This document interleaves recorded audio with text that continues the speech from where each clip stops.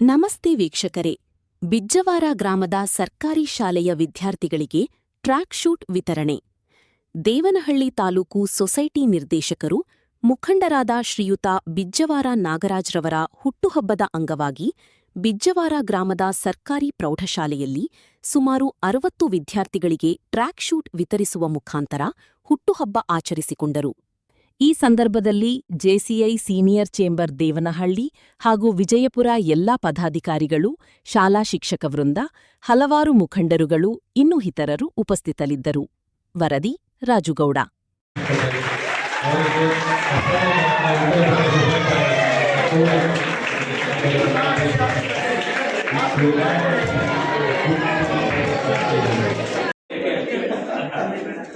ನಮ್ಮ ಜನಾರ್ದನ್ ಸರು ನಮ್ಮ ಮೈದಾನದಲ್ಲಿ ನಾವು ವಾಕಿಂಗ್ ಮಾಡ್ತಾ ಇರಬೇಕಾದ್ರೆ ನಮ್ಮಲ್ಲಿ 2-3 ಸಾರಿ ಅವರು ಪ್ರಸ್ತಾಪ ಮಾಡಿದ್ರು.